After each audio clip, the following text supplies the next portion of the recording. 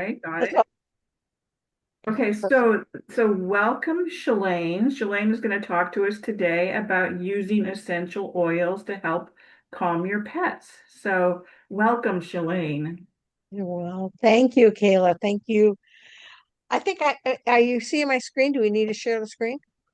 I think we do. You need to request it. I thought I did. Let me do it again. Hold on. Let me just move my notes over here. Um, Share. Okay. And this we're doing this one here, I think. It's not asking me to. There we go. Ta-da! But, you know, miracles never cease. There we Okay, just go. to make sure I'm the right one. Did it just change to my picture? There you go. There you are, looking so elegant and beautiful. Oh, you're so sweet. Thank you. Okay, now let me find my notes again. And I can delete the Zoom link.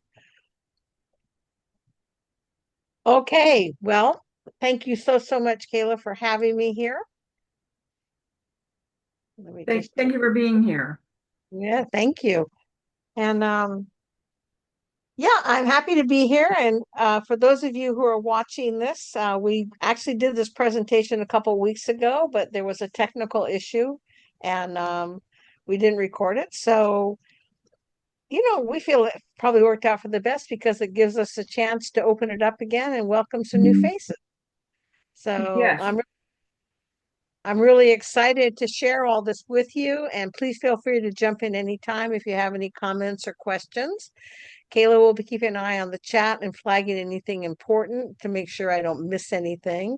Between the two of us, I think neither one of us are that technologically advanced, so we need so That seems obvious. Yes. so bear with us. Okay, so yeah, so we're going to move on. So I'm Shelayne Fico, and I've always been drawn to natural wellness. I lived in India for many years, and I got introduced to Ayurvedic medicine, homeopathy, and I mean, I've been using essential oils since my hippie years. I like to say that kind of dates me, right? So, and so I'm a certified clinical aromatherapist, and I'm also an animal aromatherapy specialist. I trained under Dr. Janet Rourke. She's known as the essential oil vet. She has her own integrative veterinary practice in Texas, and I'm also fear-free certified. I don't know if I Awesome. said I don't know if I said this already, Kayla, but just jump in anytime if you have anything to say. Well, I do want to ask you just a snippet. What was it like to live in India? That must have just been so fascinating. Oh, it was, especially I was there for quite some time, so you got to see the change. I like to say the change was pre-internet and post-internet. So, Right, right. Yeah. because the internet opened up the world in a whole different way for so many people, Yes, and yes, so it it did. it changed the whole culture, and it was yeah, because it brought in a lot of influence from the West that people didn't know about. And so the young people wanted to grab onto the freedoms that our young people have. And the elders didn't know how to handle it because the society was just so different. But I think I will get tripped off if I talk anymore. So, Okay. I just wanted a little snippet, so thank you. yeah, you're welcome. Okay, so just a little, excuse me, a little disclaimer here that, as the slide says, but everything I share in this presentation is meant to work alongside veterinary care. It's not instead of it or to replace it. So if your pet does have a medical condition, is on medication, is pregnant, injured, or showing any sign of unexplained injuries, please consult your veterinarian. Don't just go jump in and start using what I'm sharing. Excuse me. Okay, so I didn't have this in the last slide, but I thought it was very important to share because, access to veterinary care is changing so much. I mean, post-COVID, it was like veterinary. care was almost in a crisis mode in many, many places. You almost couldn't get a vet appointment. So now that is, excuse me, now that isn't such a problem. But depending on where you live, and you still might have a problem. It might not be as easy, but I'm also finding that like medical care for people, uh, corporations are taking it over more, and so things are becoming more expensive, and so people are more hesitant to go to a veterinarian because they can't afford it. So um, that was one reason why I wanted to create this presentation, is because I believe that pet owners can benefit just by knowing some safe and practical ways that you can support your animal at home, especially through stress and anxiety, or as we like to say, just, stressful situations. Um, and it's not just with essential oils. There's lots of other things that you can do. We will discuss some of them, but that is one of the reasons why I wanted to do this presentation. And I've done similar presentations. Well, I so appreciate your approach to animal wellness way back in the day before it was even thought of. I used to make my own kitty cats food.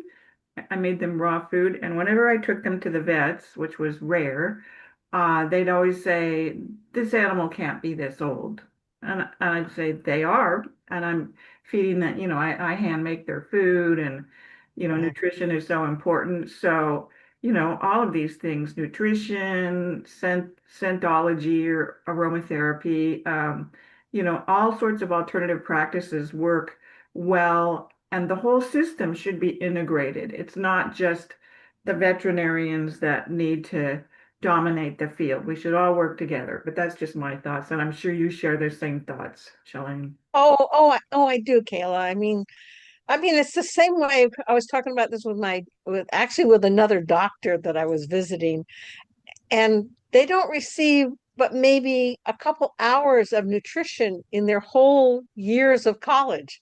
So it's not just with the animals, it's just unfortunately, the way things are in our medical society. And so, yes, I agree. So, Right, right. yeah. Okay. So here are some things we'll be covering today. What is aromatherapy and why it matters, safety essentials and dilution, how to get started, calming oils that make a difference. You're going to have some videos of real stories from real pets. And at the end, you have an option to download a free dilution and safety guide. Awesome. Oops. I don't think that I meant to sorry, I don't think I'm not sure if I think I meant to edit this slide. Yeah, I did. Sorry, I think I took out the slide that had all the pictures of the anyway, we won't. So this is how I got into animal aromatherapy. I own a pet sitting service. I've been in business now since 2014. And I started noticing that certain animals kept having recurring issues. And even one of our dogs at home, Lucy, she is a Cocker Spaniel. And the picture you see on the screen is Rambo. He's a Pekingese, and they're both very prone to sebaceous cysts. And so, one day I have a picture, but I couldn't find it. I really, really did look, but I just didn't find it. But Rambo had gone to have his teeth cleaned, and while he was there, the vet said, "Okay, let's take out his sebaceous cyst." So they operated. He came back, he looked like a war zone. I mean, his beautiful coat was just had all these little patches where they'd shaved him, and you could see the stitches. And it was just all over his body. I was shocked when I saw him. But what was more shocking is it was just in weeks they started growing back again. So that's what got me interested in like I knew the essential oils can help with a lot of things with me personally, but I didn't know about the animals, and I wondered. So I went to my vets. They either thought I was doing voodoo, or they just didn't care. So I didn't want to do anything to hurt the animals, so I started researching on my own. And one thing led to another, and I was eventually met two different veterinarians from different parts of the world who used essential oils in their practices. And so Dr. Rourke eventually wrote a course on it, and that's where I got my animal aromatherapy certification. Okay, so what is animal aromatherapy? I get that asked a lot. People they have no idea. So animal aromatherapy uses essential oils to support an animal's physical and emotional well-being. And essential oils are highly concentrated plant extracts, and they're obtained from the leaves, the flowers, the blossoms, the roots, the peels, and the bark of plants. And each one of them has its own chemistry, which is why different oils can have different effects. And again, it's not a replacement for veterinary care, but just think of it as another supportive tool like acupuncture and acupressure, massage, and red light therapy.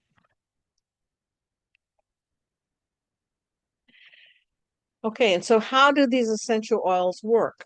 Okay, well, there's three ways you can use them topically, you can use them aromatically, and you can use them internally. I won't be getting into internal use at all because I don't really recommend it unless you are have already studied or you're working with an animal aromatherapist like myself. But aromatically works through the nose and the brain.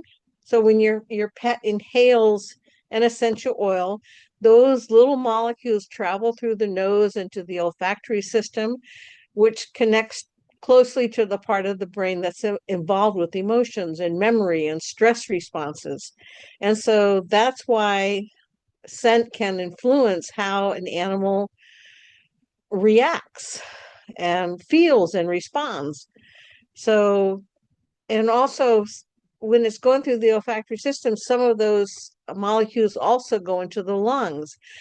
Now, another way you can is topically. And again, they pass through the skin. They're through the dermis of your skin.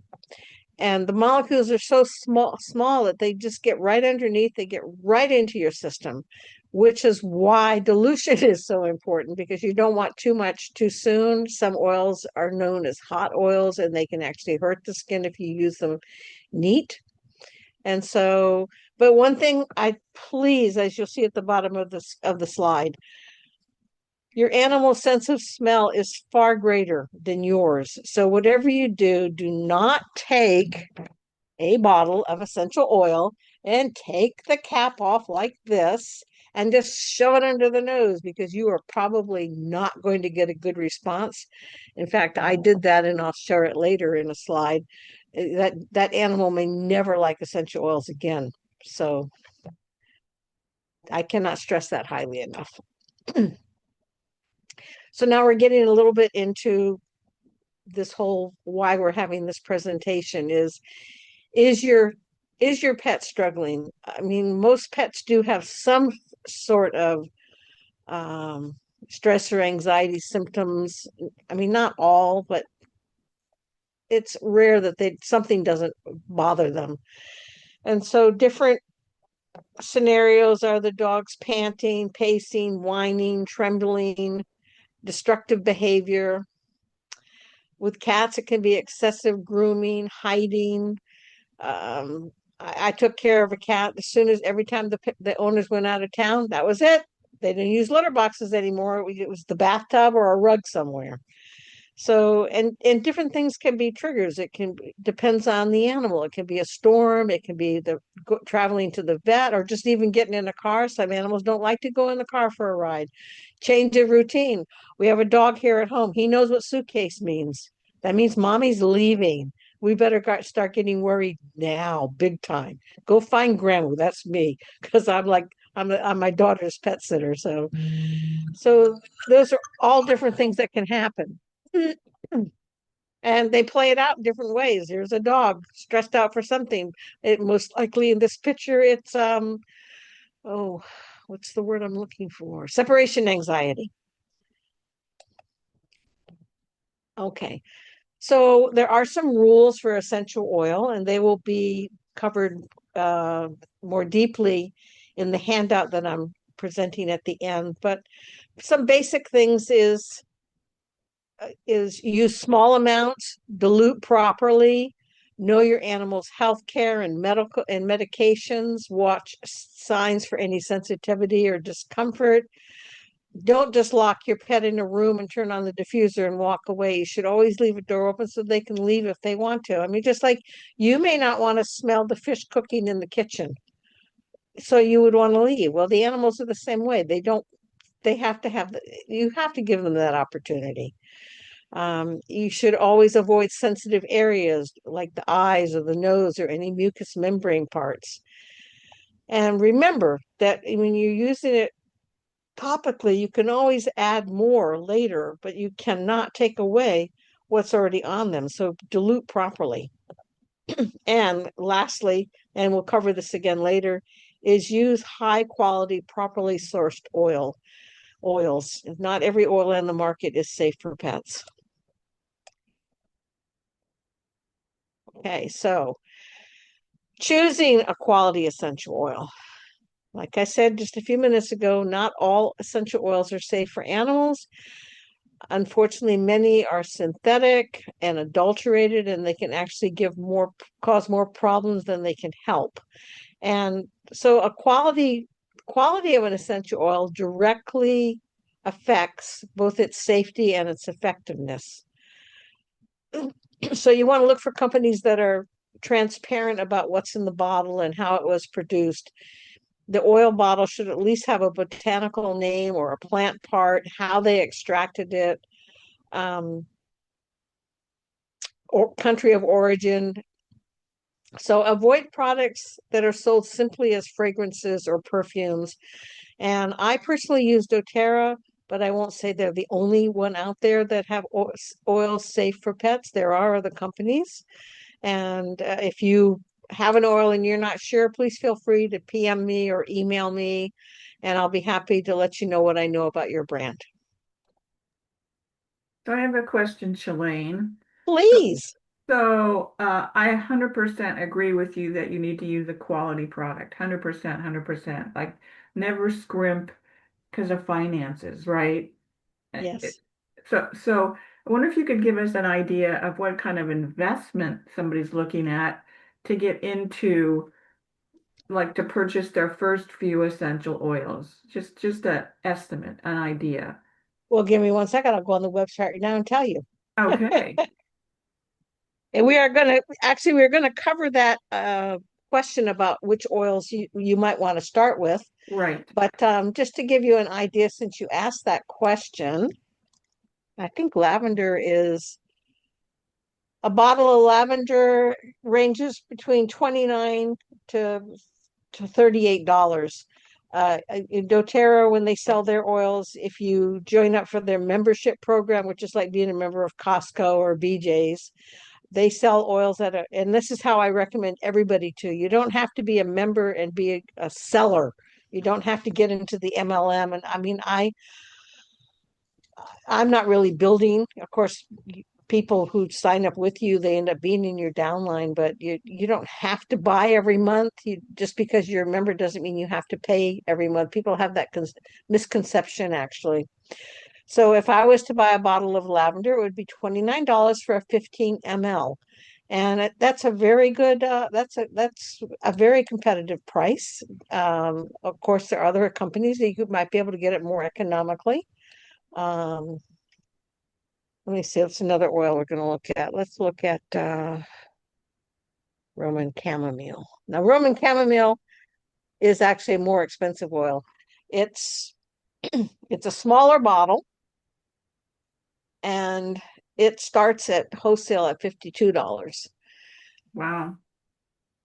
But again, I think I cover it when I get to those notes that as an animal aromatherapist or even as a clinical aromatherapist, since oils have therapeutic properties. And you know what? I'm going to discuss that when we get to that slide because I want to keep this, Okay. I Let's don't want to keep get tripped off like last time. right. Let's keep rolling. Yeah, keep rolling. Okay, so now we're going to talk about how to use slides, I mean, oils aromatically. So most of you have probably at least heard of a diffuser. If you haven't heard of a diffuser, there might be a little diffusing button that you just put a couple drops of oil in. A diffuser is a water-based one. You just put about 3 or 4 drops in, and it has an intermittent sitting, and the you can see the little steam, and it breaks up all the oil molecules into tiny little minuscule. I guess it's still molecules. I'm not a scientist. You can use air sprays. Another favorite I have is just put it in on the bedding. I do that oftentimes with for myself and for my pets. And that way, if they don't really want to lay on it, they don't have to. I mean, I don't know about you, but my pets have more than one bed. So, yeah, yeah. Okay. So again, this slide, I took this out on self-selection because that's a whole presentation in itself, and I do offer that one. So, um, I teach it in a separate class, and maybe it's something we can do further down the line, Kayla. Also, just I'll keep you updated. And for those of you who sign up for my newsletter, I also announce it from time to time in my newsletters when I'm giving that class. Okay, and now we're going to go into using essential oils topically. So it's important, like I stressed earlier, always make sure that you dilute it properly and you use an carrier oil, not water. And again, I covered this in my safety dilution and safety guide. Different places you can put it is you can ear tipping, massage. This is what I'm doing. This is our dog Chotu, and I was doing a little massage. I was doing acupressure, mufa. So you can mix it in their shampoo and conditioner. With cats, you can use an indirect approach, and you can just make a mix of the oil with baking soda and put it in their kitty litter, or again, you can put it on their bedding or the rug.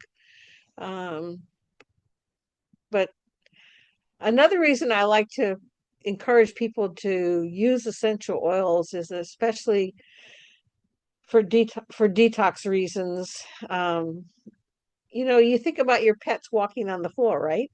Well, what did you clean that floor with? Is it some harsh chemical that they probably shouldn't be touching their nice paws on? Whereas you could use an essential oil that has very cleansing properties, and it's a much better product to use for you and for them. So, okay, I think I covered everything there. Any questions? Okay, we'll No move. questions yet. Okay, so now we're going to answer that question you had earlier. Okay, so I always recommend, there's 2 oils I recommend to get started with. It's either lavender or it's another blend that's sold by doTERRA, which I'm not covering here because I didn't want to make it so, hey, doTERRA. But as a single oil with no blend, lavender is an excellent choice. There's actually been studies that they did with 55 shelter dogs, and they compared how they reacted to different scents and no scent. And it was just amazing that the positive results that they found, how much the oils had helped the pets. So if you're someone who's just starting off, you don't have an essential oil, you don't know what it is, you don't know where to start with lavender because it's just widely used for calming support and it's very familiar to many people. Just, I use it in my pet sitting business. I put some on my wrist and I put some on my pants legs. And when I go for a meet and greet, it's not uncommon for an owner to come to say, "I can't believe my cat came out to see you. They don't come out and see anybody." It's because they're attracted to the scent. So that is one reason why I suggest lavender. On the other hand, not every animal likes lavender. I found that out. Our dog Lucy, she hated lavender. She knew when it was coming and she'd go run and hide. So petite grain is a great substitute. It has a lot of the same properties as calming properties as lavender, but it is more of a citrus smell than such a intense floral smell. So that's the beauty of essential oils. You can swap things around as long as if you're dealing with it by properties.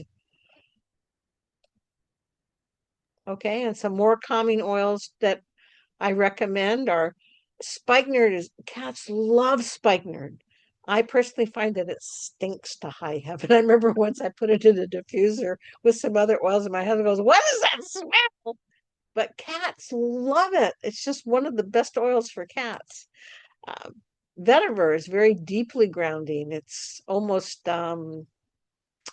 what are there's a word I'm looking for. I can't remember right now. Okay, Balance is the one I did tell you about. I didn't include it here after all. It's a blend.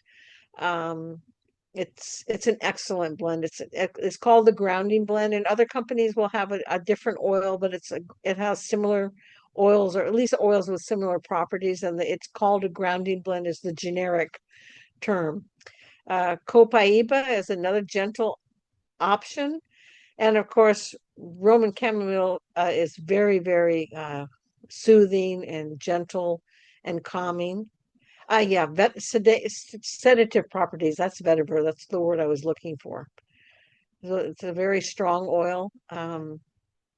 It's actually comes from the grass of a plant in India. And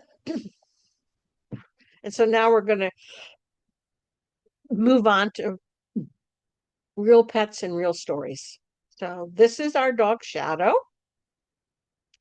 She is now a senior Siberian Husky. When we got her, she was this fearless, rambunctious puppy. We got her in 2000, excuse me, 14.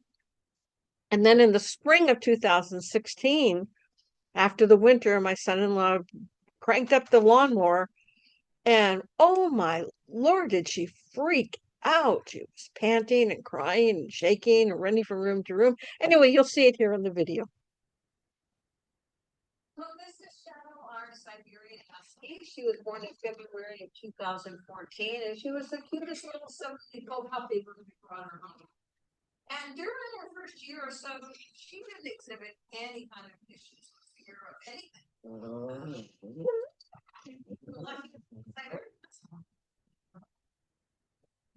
And then the spring of 2016, the first time they turned on the lawnmower to put them on, she put it on the list. Nothing. She was crying, shaking, having her eyes were and they ran through the room trying to escape it. And eventually she hid under my bed, but that wasn't and then to our dismay, the same thing happened the very next thunderstorm. So I really try to be proactive when I know there's going to be a storm or the lawnmower is going to go on, but it's not always possible. Here she is freaking out. And so this is Shadow, and there's thunderstorm starting, and she is beside herself with fear. And here's a video where we're not quite on top of the situation like to be. So I'm just sitting out there with her. Trying to console on my daughters and setting everything up. So it did take a lot of trial and error to find a solution. And I eventually found a routine that worked that I will share with you in just a bit. And I have tweaked it over time, but for the most part. Okay, so stop that. Whoops. Whoops. Okay. Okay, now this is like I said, it took a lot of trial and error, but this is the result. About 20 minutes. We've applied Vetiver Touch on her ears and on her spine. We've got the Serenity diffusing. I've got the TV on. I like to put on YouTube birds of the dog channel, which are flying around to turn about them.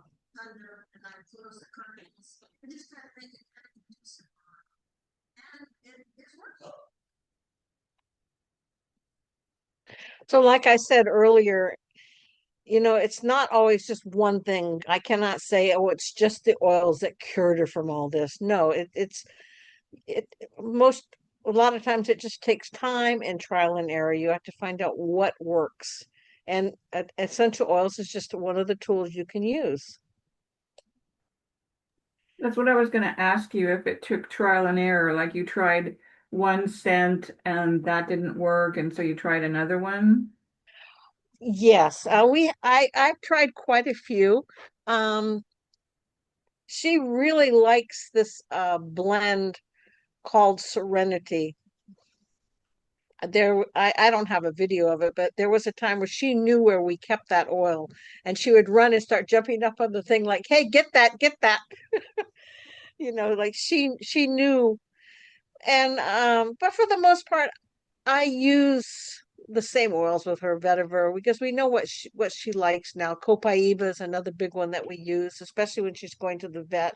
I'll do that for ear tipping, or and I don't usually diffuse copaiba. I use that one topically, and not that you can't diffuse it, you can. And I'll diffuse either lavender or petite grain. Um, so it's like a combination approach. I don't just do topical. I don't just use diffusion. We have a whole approach. I use both.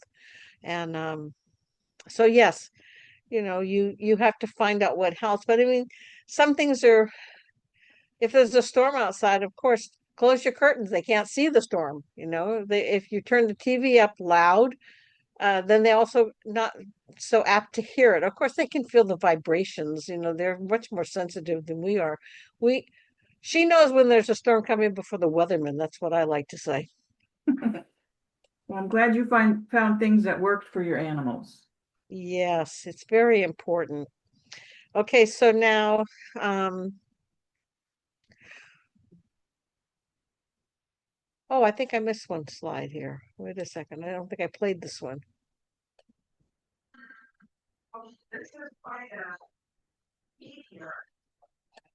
You can hear the background. You can hear the lawnmower in the background if you listen. Whoops. Did that again, didn't I?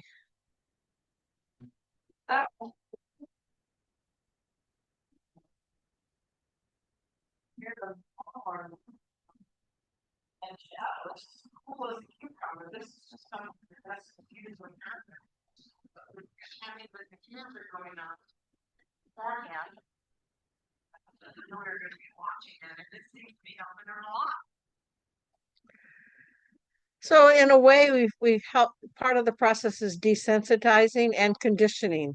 Like there's some of you may be aware there's a debate. Oh, you should just ignore them when they're frightened, or oh no, you need to mollycoddle them and reassure them. My approach is a little bit more calm and matter of fact. It's okay to sit with your pet and talk with them and reassure them, but just don't try to make the situation worse than it is, because if you start acting panicky, then they're like, aha, I was right. I do need to be freaked out. So as you teach in your heart coherence, your calm presence is one of the most important things that you can offer your pet. It's like you're the leader of the pack, and so they're going to follow your lead. Right, 100%. You can become the safety, the anchor for your animal with your own practice. So, yeah, and combining it with the aromatherapy and other adjunctive practices is like key. So, yeah, thank you for saying that. Yes, you're welcome. Okay, so now here's another story. These two kitties are actually my very first case study I did when I was doing my level 1 animal aromatherapy. So it's pretty much self-explanatory. I'm just going to play it.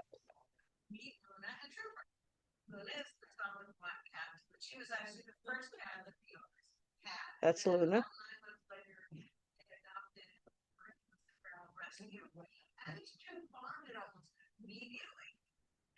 So Luna's mommy reached out to me, please, can you help me?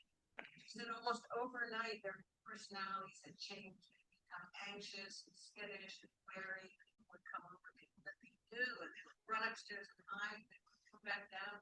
And then she said it was also becoming a problem because Trooper wouldn't let her turn his stamp anymore. And he didn't want anyone touching her pet. And he was getting impressed. That was really good. So she became clingy and started licking incessantly people from her eating. So I told her I'd be really happy to try and help. And I set an appointment and over. I had 5 pounds in mind. And so when I went over, I was a bit taken back. I know these cats really want pet sitting and taking care of them for quite some time. And I know they love people. When I went over, it's like, and she ran upstairs for her dance again. But Trooper stayed, he was very high. So I decided right then and there lavender chamomile because lavender is known for its non-sedative properties, helps with nervous tension, anxiety, and Roman chamomile also helps with unsettlement, anxious feelings. So I'm going to share a video when I introduce the oils to Trooper. So that's actually the Roman chamomile. So Luna was so stressed out she never came back. So I said, okay, I understand the concept of self-selection from samples and tonight let's calm down and try to open yourself. And I kind of thought that the mom was also pretty stressed out, so I left her a sample by balance and I said, I decided her wrist and her pulse points and how calm you down as well. The next day she texted me before I could call her. She said, oh, I did that smell test. And she smelled the clothes. She kind of like the lavender. Luna kept coming to my wrist and I couldn't figure out why did it dawn on me that she liked that balance. And I said, well, that's self-selection. I mean, that wasn't one of the oils in the mix. But it wasn't the one I had chosen. I said, but that's what she liked. And I said, and then I'll give you a call in a couple of days to find out how things are going. Again, she texted me almost right away saying, I think it's they seem like they're very, they're not as stressed as they used to be. And so she continued, and I think it was about 10 days before I got back over there. I mean, I was so excited when I went. They both stayed in the living room. No, actually, when I went over there, it was so happy to see me. They were up on my shoulders. So I really just wanted to share this experience with you, highlight the benefits of essential oils, especially the common ones that's having fun. And again, I'm not getting into self-selection, but I still wanted to include this video because it's just so powerful to see how the oils can help the animals. And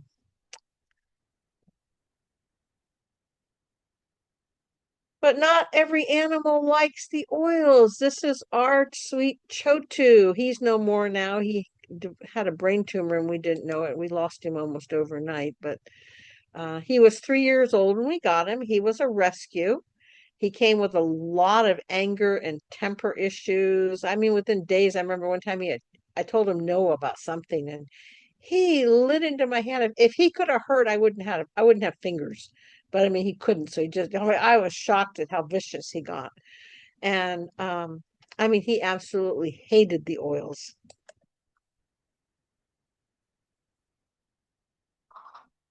So but I mean, I can't blame him because he was the first animal and I made that big mistake. I opened up a bottle. I said, "Here, Chuck, do you like this?" No, he didn't like anything else after that either. Until I was listening to the emotional video, and something really struck a chord with me. This is our little Jojo. He was a rescue guy. Now he's a dominating character. Barely weighs 6 pounds soaking wet. And he is such a bully and very, very mean and really nasty sometimes. But we love it. He showed no interest in oil, so I was going to try the card expressed any interest in.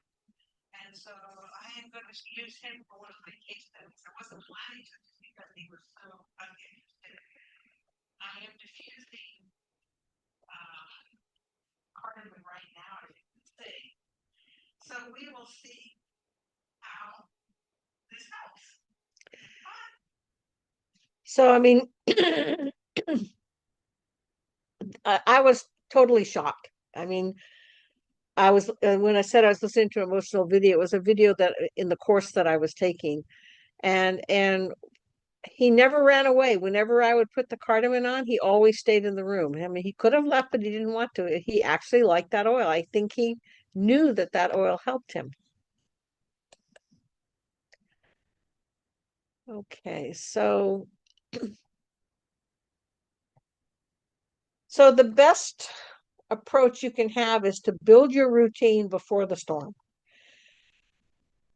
Hopefully by now when you get to this point, you have picked up, or if you don't already have, you'll start using some of the safe oils with your pets. You may even know which oils your pet prefers over another oil. So start whatever protocol you're going to use in advance. Like, you just don't want to wait until there's a thunderstorm and then you said, oh, let me try to bring out this oil, because they could just as easily interpret that as that oil is part of the problem, because they associate it with the problem. So you need to start doing it beforehand. That's one of the biggest mistakes, is people wait until the fireworks start or the thunder's already rolling and then they reach for the oils. So you want to introduce the oils at a time when they're already calm and it's a happy time. Like, you could put the diffuser on and lay on the bed and bring on the bed with you and pet them. And so they have a positive association. And remember, stay calm yourself, because your emotional state so influences your pet's response. Again, as I showed you in different things, desensitization in other environmental supports can also be very helpful. Essential oils work best, but they're just one part of the bigger picture. So let me ask, in the case of the husky who had the reactions to the lawnmower and thunder and so forth, had you been experimenting with essential oils before all of those incidents happened? Oh yes, because we we Okay, we we use essential oils, okay, and I mean, she was already aware of them, but I wouldn't say I was focusing like I started doing when we started having these. She started exhibiting these problems. So we use the oils when we're getting ready to go to the vet. She doesn't like to go to the vet. She doesn't mind going in the car. She's not a big car person, but she knows when we hit, there's a Food Lion on the way. It's a grocery store we have on the way to the vet. When she sees that Food Lion, that's when she starts freaking out, because she knows she's going to the vet. right. So we use the calming oils before we get. That's not to say she isn't still anxious. She is still anxious, but she's less anxious. We definitely see the improvement. And she fortunately, she knows our veterinarian very well and she likes her. So until the veterinarian walks in the room, she's not even so comfortable with the technicians that come in beforehand, even though there's one she knows better than the others, but she's not always available. She'll still be on guard until the vet comes. And the vet knows her so well, she can almost do anything with her.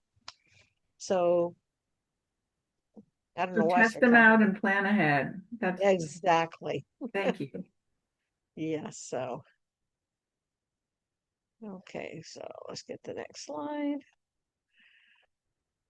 Okay, so in addition to essential oils, part of the process is finding other things that help. Maybe you use thunder shirts or thunder wraps, so they call them, or an anxiety wrap. We tried those with Shell, didn't have any effect at all. But it does. I know many people who do use them, and they're very effective for their pet. So again, like we discussed earlier, trial and error. You have to find out what works and what doesn't work. I find that calming music helps. I put on YouTube, but it's either um, music or the birds chirping or just something calming. I use acupressure. You can. I don't do massage, but you can use if you know how you can use massage. And then there's also acupuncture. I have red light therapy. Green light is excellent for calming. I use reflexology also, and so and then of course sometimes you might need professional help. You might need a trainer, you might need a behaviorist, you might need an animal aromatherapy, a therapist. So you just those are all things that are available in your toolbox to help you with this journey. And so I want to thank everyone for being here, for listening to my presentation. Is anyone online with us, Kayla? I didn't, I've got my thing on full, so I can't see. We are you and me. Okay, well, do you have any more questions? Like, Um, I just I, want to ask you how people can get in touch with you to learn more about aromatherapy. Okay, that'll be the next slide. Before I go there, though, I just want to say that what you all are doing in your community already makes a difference. Like, I'm really not, except for maybe the essential oils, I'm really not telling you anything that Kayla hasn't already been telling you in her community. And essential oils are just one more way to support the bond you have with your animal. And so, again, I want to thank you so much for having me here. And I think you have your heart coherence with animal community is just amazing. I'm very happy to be a part of it. And Well, thank so you. before we, Happy to have you here. Thanks for sharing your expertise so much. oh, you're welcome. And so this is, if you want to know more, you want to get the dilution guide I was talking about, or if you want to order oils, here's the QR codes. Here's links to my website. Um, you know, please, like I said, I send out things like from time to time in my newsletters. I have helpful resources. I have an what do you call it? Acupressure chart. I have high value treats for cats and dogs, handouts. So I really invite you to join me and start getting my newsletters. And if I can help you in any way, please let me know. You can chat with me. You can uh, contact me in any of these different ways. Great. Thanks so much, Shalane. Yes, thank you, Kayla. I think we did better this time too. I think we did way better. Yes, thank you.